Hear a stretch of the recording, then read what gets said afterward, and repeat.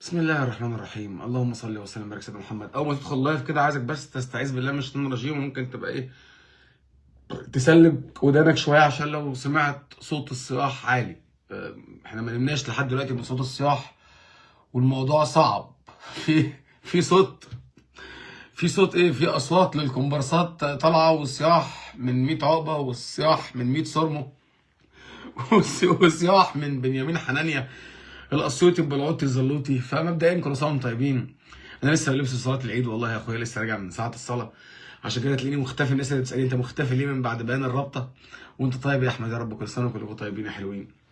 فبصراحه كنت مشغول مع العيله اكيد، والواحد كان في تجمعات الاعياد والصلاه العيد. كل سنه وانتم طيبين. يا دوب لسه ما نمتش يعني، لسه بقى شويه نخش ننام بعد اللي حصل. طيب، قبل ما نتكلم كلام تحفيل وكلام يبقى فيه شويه زيطه، عشان بس نتكلم بالعقل.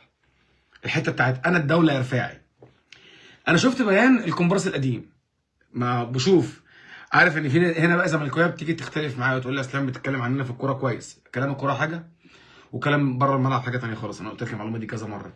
انا كده كده ما بكنش اي تقدير للاداره عندك، ما بكنش ب 2 جنيه تقدير للاداره عندك. الاداره عندك لا تعرف يعني ايه احترام، الاداره عندك لا تعرف يعني ايه اداره كويسه، الاداره عندك ما تعرفش يعني ايه منافسه شريفه، وتعرف الصلاح بس. فطبعا ده بيضايقك وبيزعلك وبيزعله. بس افهمك ليه. الاهلي اشتكى من ايه من الاساس؟ عشان بيان الرابطه اللي طالع. هو الاهلي اشتكى من ايه؟ ليه الاهلي ما لعبش الماتش؟ وانا عارف ان الكلمه دي بتضايقك، انا ما بقولكش لا انا ولا غيري ليه الاهلي ما انسحب. احنا ما بننسحبش، لان انت عارف وانا عارف والكل عارف ان انا لو كنت نزلت الملعب كنت هدقك كرويا يعني. فعشان بس مع احترامي للتعبير، المهم. لكن انا ليه ما لعبتش الماتش؟ عشان الكومبينه اللي معموله. انت فاكر ليه بيان الرابطه طلع بان انا ما يتخصمش مني ثلاث نقاط اخر الدوري؟ لان هم عارفين ان انا على حق، ودي غلطتهم هم. ليه؟ كان في حكام اجانب موجودين داخل البلد، كانوا موجودين فعليا. انت مش محتاج تجيب حكام اجانب من بره. قبل الماتش بتاع الاهلي والزمالك بيوم او يومين مش متذكر بصراحه، كان في ماتش بتاع كاس الامم او منتخب مصر المحليين، تصفيات كاس انت عارف البطوله دي ما حدش بيتفرج عليها، فما لهاش اهميه اعلاميه كبيره يعني. فكان في حكام اجانب موجودين في الدوله بيتحكم الماتش دوت.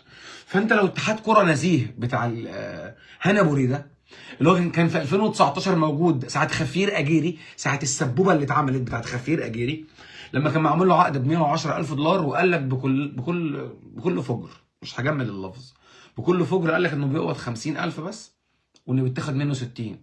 جه تاني هنا بوريده، الناس اللي بتتكلم عن النزاهه والاداره النزيهه والاداره المحترمه.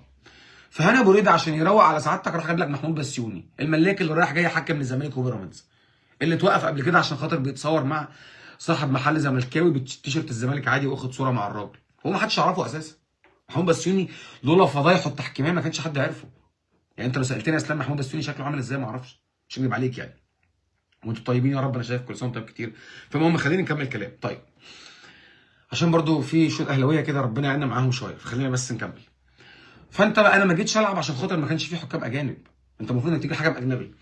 طلع عفيفي بيصيح صياح ملوش اول من اخر، احمد عفيفي، وطلع عمر اديب، وطلع حسين لبيب بمجلسه والبيانات، وطلع بنيامين حنانيا وهاني سعيد وممدوح سوسو اللي راحت فلوسه، والشله دي كلها طالعه بتصيح بان مفيش عداله عشان خاطر الاهلي ما تخسرش منه الثلاث نقاط. ده بقى اول ما تشوف الحاجات دي كلها ترجع لاخوك يا عبد الفقير الى الله.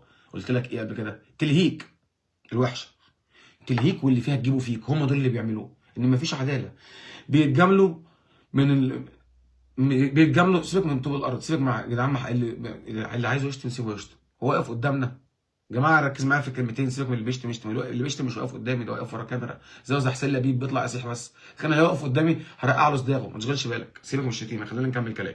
المهم، انما انت اللي فيها الوحشه ده ليك واللي فيها تجيبه فيك ليه؟ من اول السنه تفتكر ماتش سموحه؟ طردني لعيبه الزمالك، الجون الثاني اوف سايد ما بتتحسبش. ماتش البنك الاهلي الزمالك اتغلب، بدل ما يتحسب فاول عليه بيتحسب له ضربه جزاء بتاعه الفضيحه بتاعه كابتن محمد عادل بتاع الاحتواء. بيراميدز دخل فيه اكتر من 5 اهداف، فيهم 3 سلام مش محتاجين لفار، وفيهم 2 اتحسب فاول على الخصم اللي بيلعبوا بيراميدز، والكره مش فاول. 5 تجوان يضيعوا من بيراميدز بالميت. لو كل ماتش يخسروا نقطتين بس، مش هقول لك يخسروا 3 بونت، يضيعوا من بيراميدز 10 نقاط. عشان بس اجيب لك على بلاطه. برضه حكم مش عاقل. اللي بيتصور مع مراته، هو ومراته مع لاعب من الاهلي، ده حكم مش عاقل. انا مش هدلس ولا هجمل الكلام. الحكم اللي اتصور مع امام عاشور هو ومراته وعياله، ده حكم مش عاقل، ما يتوقف. ما احنا عارفين كلنا ان الحكام اهلاويه وزملكاويه، بس ماتش ديربي، بنقول ماتش ديربي ما يحكموش حكم مصري، ده شيء طبيعي. ماتش ديربي تجيب لي حكم اجنبي. بس انت عشان المنظومه عندك كسكسي والمهلبيه، وانت عشان نادي بتصيح الصياح بتاع الوحشه تلهيك واللي فيها تجيبه فيك، طالع تدلس زي اي حد ناقص في الدنيا. ده نقص اللي انتوا بتعملوه دوت. لما تطلع تقول لي ان مفيش عداله دلوقتي، ده نقص منك وتخلف. انت معتوه. انتوا نادي معتوه يا جماعه. هو اللي بيديروا الكيان دوت والناس الاعلاميه واحمد عفيفي وعمرو اديب، انتوا يا جماعه انتوا معاتيه يا اخوانا ولا انتوا ايه؟ انتوا معاتيه ولا انتوا ناس عاقله عايشه على نفس الكوكب بتاعنا؟ ولا انتوا موجودين في كوكب زحل ولا اورانوس؟ ولا انتوا عايشين في كوكب عطارد واحنا ما نعرفش مثلا يعني؟ ما تجيب حكم اجنبي. انت عندك حتى لو اعلنت القرعه يوم الخميس الساعه 5 الفجر، شفت الفجر بنتايج ماله؟ سيبك من بنتايج، ما هو ده وقت بنتايج. طيب يا صالح، الساعه 5 الفجر بتعمل قرعه. حتى لو ماتش يوم الثلاث، انت لو راجل عندك اتحاد كوره نزيه عايز يجيب حكم اجنبي، هيكلم السعوديه يرفع سماعه التليفون، ممكن تبعت لي حكم اجنبي بعد اذنك؟ خلصت في ساعتين، هيكون عندك زي ما حصل، زي ما جبنا حكم سعودي.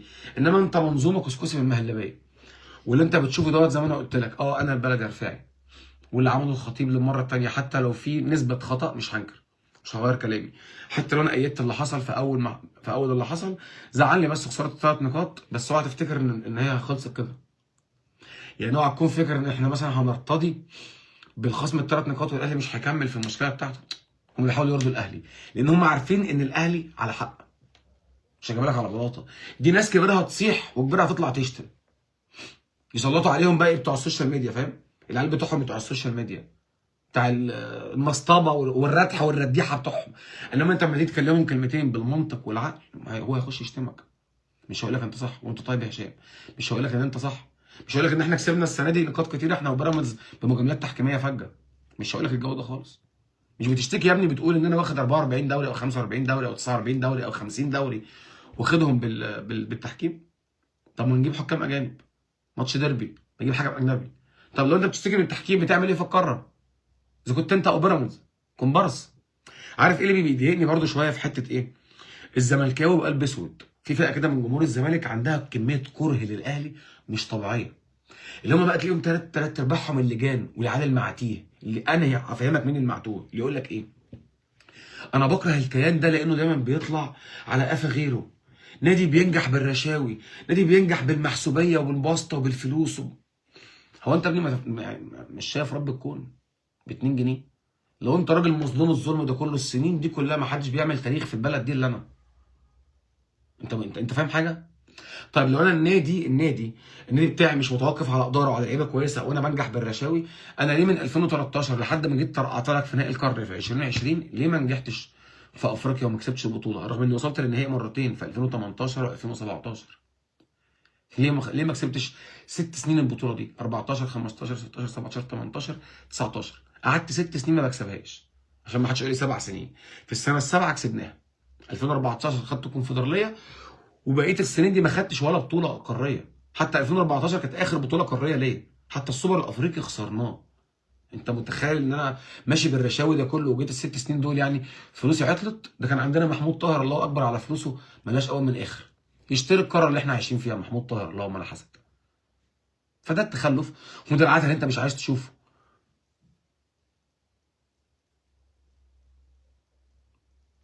ثواني يا جماعه.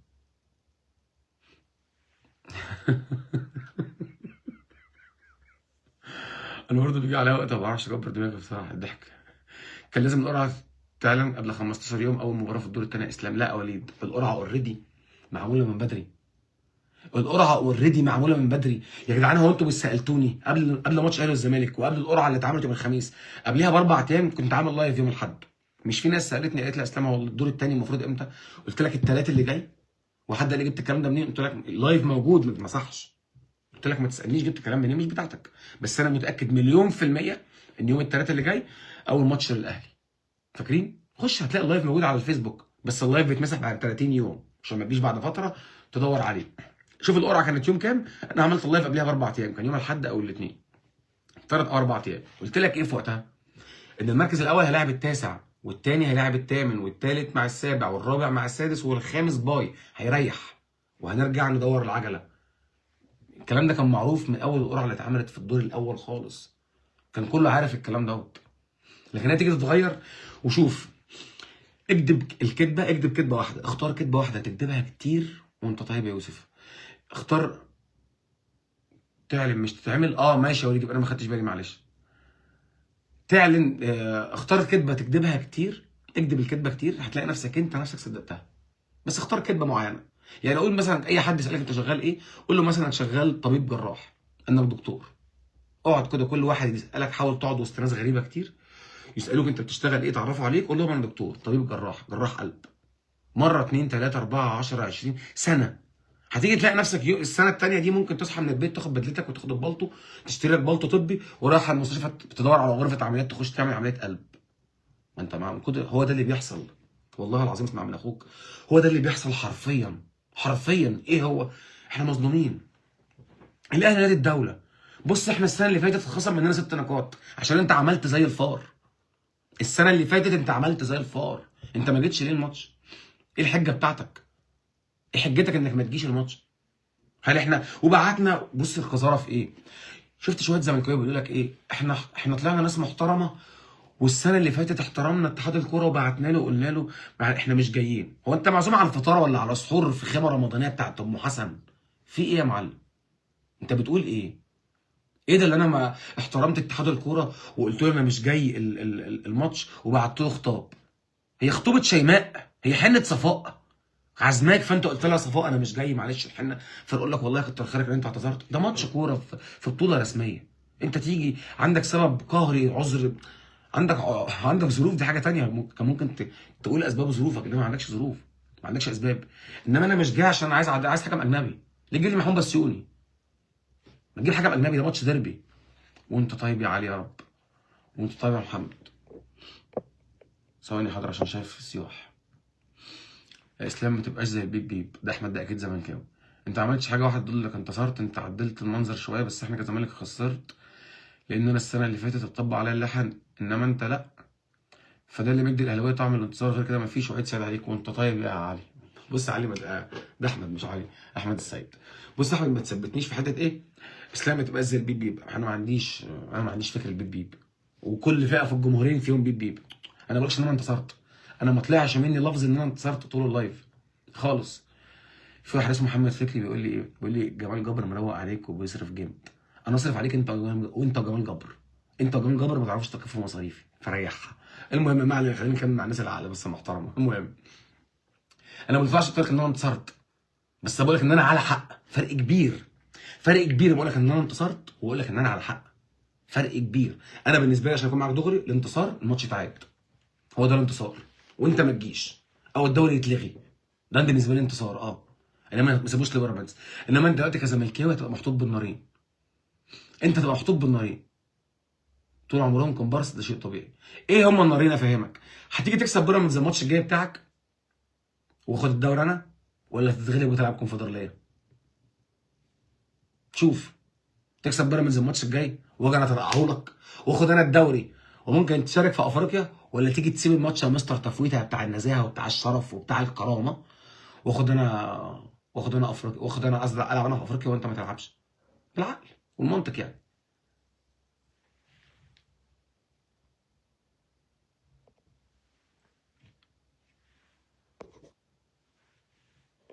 الحرقان في 100 عقبه، بعيد عن 100 عقبه. طيب كل سنه وانتم طيبين.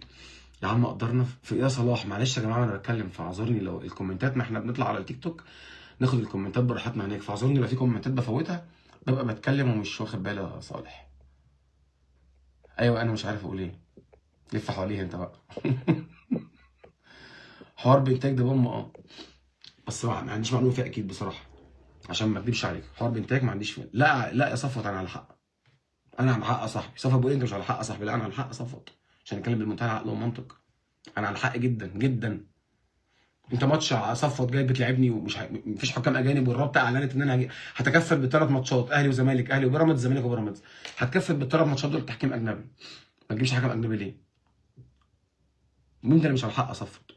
ما تخليش انتمائك يبقى انت موصل لك ان انا مصدوم عافيه، وان انا والاهلي غلطان عافيه. فريده دي زملكاويه رخمه. اه يا محمد ان شاء الله رايح ماتش الهلال، بتقول لي ايه؟ لا احنا هنفوت يا حنفي. احنا كده كده عارفين يا فريده ان انتوا هتفوتوا، لان انت ما انتوا اللهم صل على النبي، انتوا مستر تفويته يا جدعان. ما تفكوكوا بقى. محمد يا شعبان ازيك؟ يا اسلام حرب انتاج ده لو حد دور وراه في مهازل، والله انا مش هكدب عليك سالت، بس حد قال لي خلينا يا اسلام نبقى نسال، وهحاول اجيب لك معلومه اكيده عشان ما افتيش عليك. لكن انت عايزني اقول لك ان انا حرب انتاج في كذا وكذا وكذا زي ما الناس بتقول، وانا ما عنديش حاجه على الارض صلبه، يبقى انا بهبد بفتي. فما عنديش في معلومه بصراحه ربنا، من الاخر يعني. الزملكاويه دول هم اتباع المسيح الدجال يا راجع. لا والله ده مش كلهم على فكره يا عبد الله، الحق تاني في ناس بص قاعده بتناقش معانا وبتهزر وبتلاقي تتكلم بالادب والعقل والمنطق، ده شيء طبيعي يعني. ما فيش حد بتاعت زملكاويه، فكك كبر دماغك. ما علينا، عشان نقفل بقى لايف ما نطولش، عشان لو هنرفعه في اي حته. اضحك يا فريد اضحك.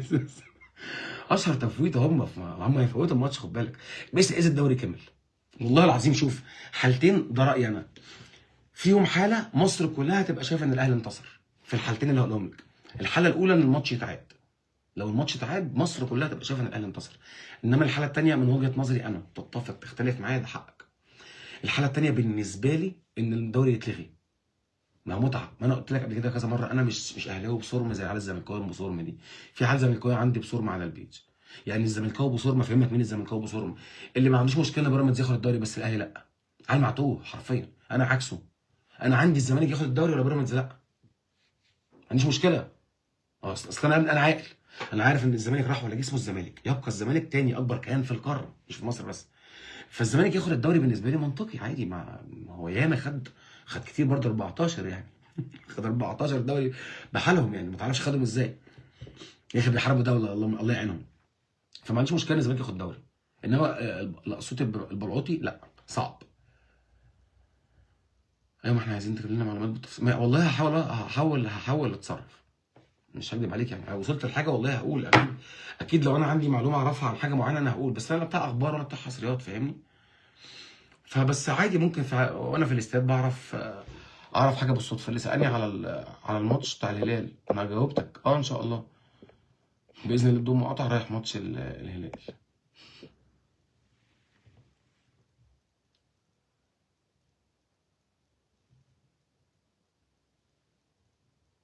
غير اللي هو حلقه يا ميدو عارفه.